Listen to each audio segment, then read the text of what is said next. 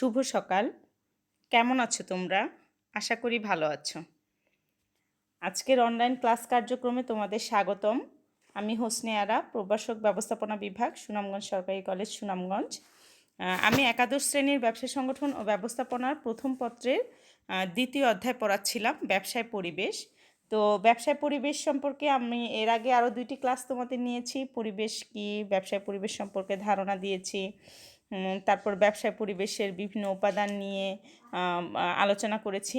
তো আজকে আমি মূলত এমন কিছু টপিক নিয়ে আলোচনা করব যেগুলো তোমাদের পরীক্ষায় খুব বেশি আসে। তো আজকের আলোচ্য বিষয়সমূহ হচ্ছে ব্যবসায় পরিবেশের সাধারণ উপাদানসমূহ, ব্যবসা প্রতিষ্ঠানের নিজস্ব পরিবেশের উপাদান, ব্যবসার উপর পরিবেশের উপাদানসমূহের প্রভাব। তো প্রথমে আসো, ব্যবসায় পরিবেশের যে সাধারণ উপাদান বা শক্তিসমূহ আছে সেটা নিয়ে আমরা একটু আলোচনা করব। তো এখানে আমি একটা কথা বলি, সেটা হচ্ছে আমরা জানি ব্যবসায় পরিবেশের যে সাধারণ উপাদানগুলো 6টা উপাদান রয়েছে। তো সংক্ষেপে আমরা প্যাস্টেল শব্দ দ্বারা এটাকে প্রকাশ করতে পারি, যদিও আমি এখানে লিখি নাই, তোমরা একটু খাতায় লিখে নিতে পারো। PESTEL। পিতে পলিটিক্যাল বোঝাবে, মানে রাজনৈতিক পরিবেশ। ইতে ইকোনমিক্যাল, অর্থনৈতিক। এসে সোশ্যাল এনভায়রনমেন্ট বোঝাবে। টিতে টেকনোলজিক্যাল, মানে প্রযুক্তিগত পরিবেশ। আর ইতে আসবে এনভায়রনমেন্টাল, যেটা কিনা প্রাকৃতিক পরিবেশ। আর সর্বশেষে আছে এল, লিগ্যাল এনভায়রনমেন্ট, যেটাকে বলে আইনগত পরিবেশ। তো এখানে আমি স্ক্রিনে তোমরা দেখতে পাচ্ছ যে পরিবেশের উপাদানগুলো শুধু লিখেছি। তা আমি তোমাদের গত ক্লাসে পরিবেশের উপাদানগুলো সবগুলো বর্ণনা করেছি। আজকে একটু উপাদানগুলো নিয়ে এজন্য বলবো যে যখন তোমাদের বহু নির্বাচনী প্রশ্ন আসে বা সৃজনশীল প্রশ্ন উত্তর আসে, তখন আসলে আমরা স্বাভাবিকভাবে প্রশ্ন পেলে একটু টেনশনে পড়ে যাই, আসলে এটা কোন পরিবেশের উপাদান হবে। তো এই দ্বিধাটা যেন তোমাদের মধ্যে কাজ না করে, এই জন্য মূলত আমি এই বিষয়গুলো তোমাদের সাথে আলোচনা করব। তো প্রথমে আসো, দেখো প্রাকৃতিক পরিবেশ যেটা, প্রাকৃতিক পরিবেশের উপাদানগুলো আসলে কি কি। তো প্রাকৃতিক পরিবেশের উপাদানগুলো হচ্ছে এমন উপাদান যেগুলোতে মানুষ সরাসরি প্রভাব বিস্তার করতে পারে না, এগুলো পরিবর্তন করতে পারে না সহজে, তাই না? তো এখানে দেখো উপাদানগুলো আমি লিখে দিয়েছি: ভূ প্রকৃতি, মৃত্তিকা, জলবায়ু, সাগর ও নদ নদী, বন বনানী, প্রাকৃতিক সম্পদ, দেশীয় অবস্থান, দেশের আয়তন ইত্যাদি। তারপরে আসো অর্থনৈতিক পরিবেশ। তো অর্থ সংক্রান্ত যে বিষয়গুলো জড়িত থাকে সেগুলো অর্থনৈতিক পরিবেশের উপাদান। তো অর্থনৈতিক পরিবেশের উপাদানগুলো আছে আয় ও সঞ্চয়, চাহিদা ও ভোগ, মূলধন ও বিনিয়োগ, অর্থ ঋণ ব্যবস্থা, আর্থিক প্রতিষ্ঠানসমূহ, দক্ষ উদ্যোক্তা, মানব সম্পদ, প্রতিষ্ঠানের সুনাম ইত্যাদি। তা আজকে আমি বিষয়গুলো শুধু বলে যাব, উপাদানগুলো, যেহেতু আমি আগের ক্লাসে তোমাদের ডিটেল আলোচনা করেছি, আজকে উপাদানগুলো নিয়েই বলছি। তো তোমরা চেষ্টা করবে এগুলো একদম মুখস্থ রাখতে, মনে রাখতে আসলে, যে কোন পরিবেশের উপাদান কোনগুলো। তারপরে আসো সামাজিক পরিবেশ। তো সামাজিক পরিবেশের প্রথমেই দেখো জনসংখ্যা। একটু খেয়াল করো, অর্থনৈতিক পরিবেশে কিন্তু আমি মানব সম্পদ বলেছি। তো জনসংখ্যার যে অংশ সম্পদ হিসেবে বিবেচ্য, যারা দক্ষ, তাদের কিন্তু আমরা অর্থনৈতিক পরিবেশের উপাদান বলছি। আর স্বাভাবিক যে জনসংখ্যা, তাদেরকে বলছি সামাজিক পরিবেশের উপাদান। তো এই যে জনসংখ্যার ধর্মীয় বিশ্বাস আছে, মূল্যবোধ আছে, তাদের ধারণা, আচার আচরণ, শিক্ষা ও সংস্কৃতি, দেশীয় ঐতিহ্য, দেশের সুনাম, তারপর সামাজিক বিভিন্ন প্রতিষ্ঠান, এগুলো কিন্তু আসলে সামাজিক পরিবেশের উপাদান। তারপরে আসো রাজনৈতিক পরিবেশ। তো রাজনৈতিক পরিবেশের উপাদানে কিন্তু প্রথমেই আসে আসলে সার্বভৌমত্ব, সরকার, তারপর সরকারের বিভিন্ন নীতিমালা, রাজনৈতিক যে দলগুলো আছে, প্রতিষ্ঠানসমূহ আছে, সেই দলগুলো আসবে রাজনৈতিক পরিবেশের উপাদান হিসেবে। রাজনৈতিক স্থিতিশীলতা আসবে, আইনশৃঙ্খলা পরিস্থিতি আসবে, আন্তর্জাতিক সম্পর্ক ইত্যাদি আসবে। তারপরে আসো প্রযুক্তিগত পরিবেশ। প্রযুক্তিগত পরিবেশে যেটা টেকনোলজি রিলেটেড, এই যে আমরা এখন অনলাইনে ক্লাস নিচ্ছি, তাই না? তো মোবাইলটাকে যদি আমি পণ্য হিসেবে ধরি, তো মোবাইলে যে আমি কথা বলছি, এখন আমি তোমাদের ক্লাস নিচ্ছি, তো এই জন্য কিন্তু আমরা একটা সেবা গ্রহণ করছি, সিম কার্ড ব্যবহার করছি, সেখানে ইন্টারনেট কানেকশন আছে, তাই না? তো ইন্টারনেট কানেকশনের জন্য কিন্তু তোমরা আসলে আমাকে শুনতে পাচ্ছ, এটাই কিন্তু প্রযুক্তি। তো প্রযুক্তিগত পরিবেশের যে উপাদানগুলো রয়েছে সেটা হচ্ছে বিজ্ঞান ও কারিগরি শিক্ষা, বিজ্ঞান ও প্রযুক্তির ব্যবহার, উন্নত প্রযুক্তি ব্যবহারকারী প্রতিষ্ঠানসমূহ, প্রযুক্তি আমদানির সুযোগ ইত্যাদি। তারপরে আসো আইনগত পরিবেশ। আইনগত পরিবেশে স্বাভাবিকভাবে বিভিন্ন ধরনের আইন রয়েছে, বাণিজ্যিক আইন, শিল্প আইন, পরিবেশ সংক্রান্ত আইন, ভোক্তা অধিকার সংরক্ষণ আইন, এই আইনগুলো রয়েছে। তা আমরা এই উপাদানগুলো ভালোভাবে মনে রাখবো যে কোনটা কোন পরিবেশের উপাদানসমূহ। তারপরে আসো একটা ব্যবসায় প্রতিষ্ঠান যদি আমরা চিন্তা করি, তাহলে ব্যবসায় প্রতিষ্ঠানের কিন্তু নিজস্ব একটা পরিবেশ আছে, তাই না? এই পরিবেশটা নিয়ে আমি আলোচনা করেছি তোমাদের সাথে, আবারও বলছি। তো এই পরিবেশটাকে আমরা দুই ভাগে ভাগ করব, একটা হচ্ছে অভ্যন্তরীণ আর একটা হচ্ছে বাহ্যিক। তো অভ্যন্তরীণ পরিবেশের কথা যদি চিন্তা করি, তাহলে অভ্যন্তরীণ পরিবেশে কিন্তু থাকবে শেয়ার হোল্ডার, ব্যবস্থাপক, শ্রমিক কর্মী, তারপর প্রতিষ্ঠানের যে আর্থিক সামর্থ্য, প্রতিষ্ঠানের সুনাম, এগুলো কিন্তু সরাসরি ব্যবসায়িক প্রতিষ্ঠানকে প্রভাবিত করে। আর বাহ্যিক পরিবেশের উপাদানসমূহ থাকবে ক্রেতা বা ভোক্তা, সরবরাহকারী, প্রতিযোগী, তারপর আসো সরকারি বিভিন্ন সংস্থা আছে, মধ্যস্থ ব্যবসায়ী আছে, কৌশলগত মিত্র আছে, এরা হলো বাহ্যিক পরিবেশের উপাদান।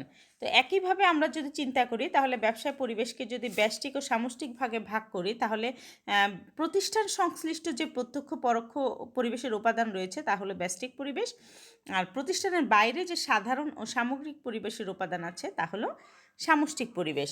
তো এখানে আমি একটা কথা বলি, দেখো যে এই যে ব্যবসা প্রতিষ্ঠানের যে পরিবেশ, সেগুলোর কিন্তু প্রভাবটা অনেক বেশি, ব্যবসায়ের ক্ষেত্রে অনেক বেশি প্রভাব বিস্তার করে।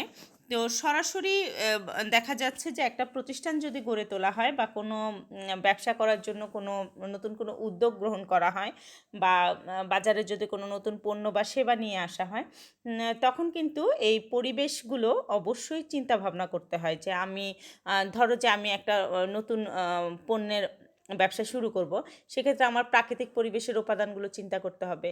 এখন আমার যে স্থানে আমি থাকি, সে স্থানীয়ভাবে আমি কাঁচামালগুলো সহজে পাচ্ছি কি না, তারপর আমার যে ব্যবসা পরিবেশের জন্য মানব শক্তি দরকার, সেটা আমি সহজে পাচ্ছি কি না। তো এই জিনিসগুলো আসলে চিন্তা করতে হয়।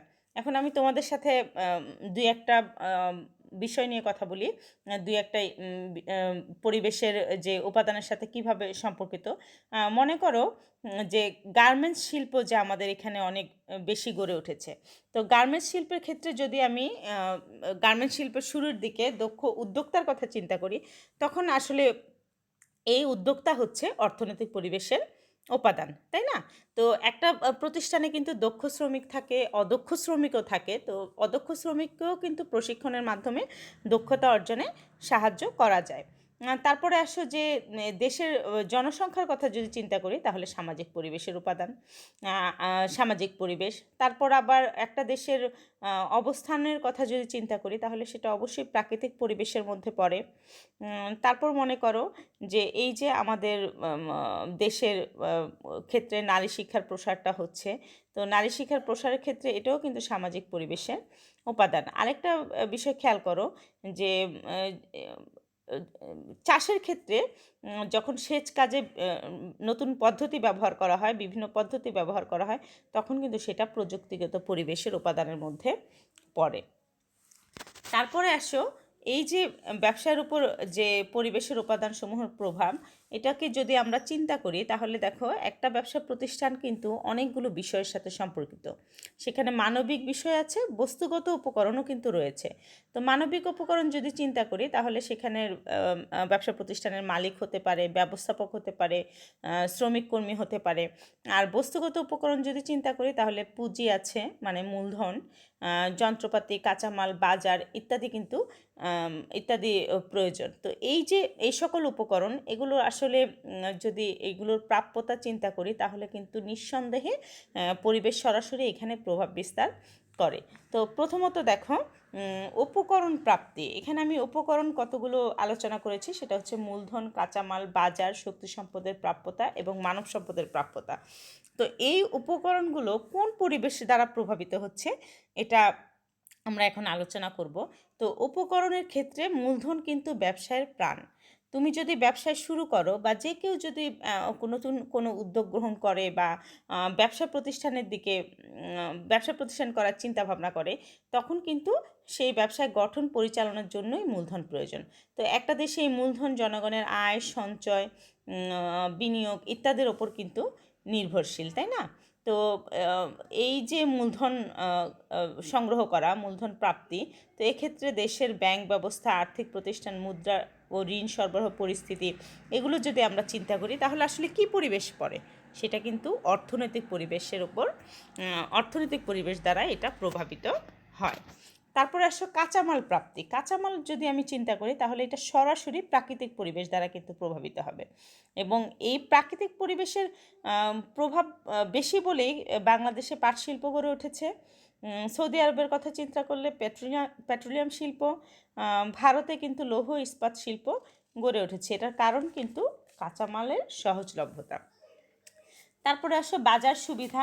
তো যে কোনো ব্যবসায় সম্প্রসারণের ক্ষেত্রে বাজার অবশ্যই গুরুত্বপূর্ণ। বাজার কিন্তু নির্দিষ্ট কোনো স্থানকে বোঝায় না। বাজার হচ্ছে একটা নির্দিষ্ট পণ্য বা সেবার বর্তমান এবং সম্ভাব্য ক্রেতা, মানে যারা সেটা ক্রয় করবে।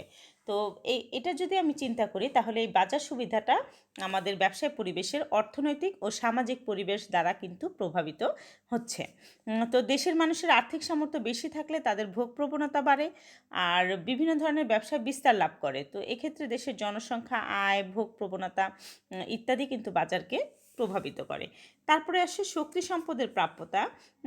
একটা প্রতিষ্ঠান যদি আমরা গঠন করি, সেটার উন্নয়নের চিন্তা করি, তাহলে বিভিন্ন শক্তি সম্পদ যেমন বিদ্যুৎ, প্রাকৃতিক গ্যাস, পেট্রোলিয়াম, এই সম্পদগুলো কিন্তু আসলে প্রয়োজন হয়। তো এদের অনেক কিছু যেমন প্রাকৃতিক পরিবেশের উপাদান দ্বারা প্রভাবিত হয়, আবার অনেকগুলো অর্থনৈতিক ও প্রযুক্তিগত পরিবেশের উপাদানের ক্ষেত্রেও গুরুত্বপূর্ণ প্রভাব বিস্তার করে থাকে। তারপরে আসো মানব সম্পদের প্রাপ্যতা। তো মানব সম্পদের কথা যখন আমরা বলবো, সেটা অবশ্যই দক্ষ মানব সম্পদ অর্থনৈতিক পরিবেশের উপাদান, এবং মানব সম্পদ কিন্তু একদিকে উদ্যোক্তা হিসেবেও কাজ করে বা ব্যবস্থাপক ও শ্রমিক কর্মী হিসেবেও কাজ করে থাকে। তারপর দ্বিতীয় যে বিষয়, সেটা হচ্ছে ব্যবসায় বান্ধব নীতিমালা। এটা তো স্বাভাবিক। আমি যখন কোনো দেশে অবস্থান করি বা কোথাও আমি যদি ব্যবসা প্রতিষ্ঠান গঠন করতে চাই, তখন এই বর্তমান বিশ্বায়নের যুগে কিন্তু আমার ব্যবসা বান্ধব নীতিমালা প্রয়োজন। তো সরকারের বিভিন্ন ব্যবসা বান্ধব নীতিমালা রয়েছে, যেমন শিল্পনীতি, বাণিজ্য নীতি, কর নীতি, আমদানি নীতি বা রপ্তানি নীতি। তো এই ধরনের নীতিগুলোর কার্যকর উন্নয়ন ছাড়া কিন্তু আমাদের আসলে ব্যবসার উন্নয়নটা সম্ভব হয় না। তো ব্যবসা বান্ধব নীতিমালার কথা যদি চিন্তা করি, তাহলে এটা সরাসরি কোন পরিবেশ দ্বারা প্রভাবিত হয় বলো তো? আসলে রাজনৈতিক এবং আইনগত, এই দুইটা পরিবেশ কিন্তু এই নীতিমালার ক্ষেত্রে প্রভাব বিস্তার করে। তারপরে সুষ্ঠু যোগাযোগ ও পরিবহন ব্যবস্থা। ব্যবসায়ের ক্ষেত্রে, ব্যবসায়ের উন্নয়নের ক্ষেত্রে আসলে এই যোগাযোগটা অনেক বেশি জরুরি, আর পরিবহন ব্যবস্থা অবশ্যই ভালো হতে হবে। এখন করোনার সময় হয়তো অনেক ব্যবসা অনলাইন মার্কেটিং শুরু হয়েছে, অনলাইনে কেনাবেচা হচ্ছে, কিন্তু আমি যদি অনলাইনেও কেনাবেচা করি, আমার কিন্তু যোগাযোগ রক্ষা করতে হয়, তাই না? সেটা হয়তো সরাসরি হচ্ছে না, অনলাইনে হচ্ছে, কিন্তু আমাদের যোগাযোগ রক্ষা করতে হয়, এবং সেই প্রোডাক্টটা যদি আমি ক্রেতা বা ভোক্তা পর্যন্ত পৌঁছাতে চাই, আমার পরিবহন জরুরি। তো একটা দেশের এরূপ যোগাযোগ ও পরিবহন ব্যবস্থা কিন্তু পরিবেশের উপাদান দ্বারা প্রভাবিত হয়, এবং সেই ক্ষেত্রে দেখা যাচ্ছে যে অর্থনৈতিক ও কারিগরি পরিবেশটা কিন্তু অনেক বেশি গুরুত্বপূর্ণ ভূমিকা পালন করে। এখন আসো অনুকূল আইন শৃঙ্খলা পরিস্থিতি।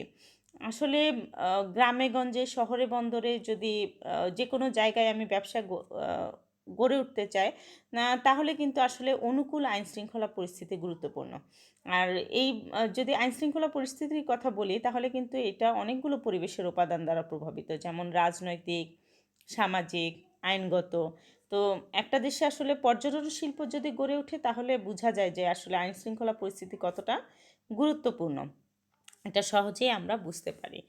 তারপরে আসো ব্যবসায়ের সহায়ক সেবা। ব্যবসায় সহায়ক সেবার একটা সম্পূর্ণ চ্যাপ্টার রয়েছে, সেখানে হয়তো আমরা আরও বেশি আলোচনা করব। তো আজকে আমি অল্প কিছু বিষয় বলছি, সেটা হচ্ছে ব্যবসায় সহায়ক সেবার ক্ষেত্রে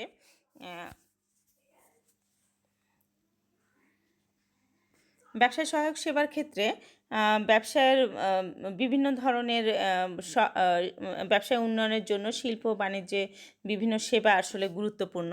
তো এক্ষেত্রে সরকারি বিভিন্ন সংস্থা রয়েছে, ঋণ প্রদানকারী প্রতিষ্ঠানসমূহ রয়েছে, আইনশৃঙ্খলা বাহিনী রয়েছে।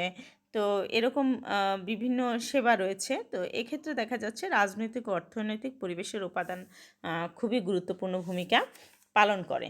এখন আসো, এই যে আমরা এই ব্যবসা পরিবেশের উপাদান নিয়ে আলোচনা করলাম, তো এই উপাদানগুলো আসলে যদি অনুকূল হয় তাহলে আমাদের ব্যবসায়ের জন্য ব্যবসা গঠন করা খুবই সহজ হবে। কিন্তু এই উপাদানগুলো যদি প্রতিকূল হয় তখন কিন্তু আমাদের ভিন্ন চিন্তাভাবনা করতে হবে। তো এখানে আসলে শিক্ষার বিষয়টা আসে যখন আমরা নতুন কিছু শুরু করতে চাই, আমাদের অবশ্যই জ্ঞানের সীমা পরিসীমা বাড়াতে হবে। যেহেতু এখন বিশ্বায়নের যুগ, এখন আমরা চাইলেই ইউটিউবে বা গুগলে বা নেটে সার্চ দিয়ে আমরা অনেক বিষয় জানতে পারি। তো সেখান থেকে আমাদের তথ্য নিতে হবে, জানতে হবে এবং এই বিষয়গুলো মাথায় রাখতে হবে। তো আজকে আমি চেষ্টা করব তোমাদের ক্লাস শেষে অ্যাসেসমেন্ট দিতে, তোমরা যাতে আমি কিছু প্রশ্ন দিব, তোমরা পরীক্ষায় অংশগ্রহণ করবে, আমিও দেখব তোমরা আসলে পরিবেশের উপাদানগুলো ভালোভাবে পেরেছো কিনা। তো আজকে আমি এই যে উপাদানগুলো নিয়ে আলোচনা করলাম, পরবর্তী ক্লাস আমি চেষ্টা করব তোমাদের সৃজনশীল প্রশ্নের উপর ক্লাস নিতে। যেহেতু আমাদের এই চ্যাপ্টারটা শেষ হয়ে গেল, এই চ্যাপ্টারের প্রশ্ন কী ধরনের আসে, বহু নির্বাচনী প্রশ্ন কেমন আসে, সৃজনশীল প্রশ্ন কেমন আছে, এই বিষয়ে আমি তোমাদের আরেকটা ক্লাস নিব। তো সে পর্যন্ত তোমরা ভালো থাকবে। এতক্ষণ পর্যন্ত মনোযোগ দিয়ে ক্লাস করার জন্য তোমাদের অনেক ধন্যবাদ।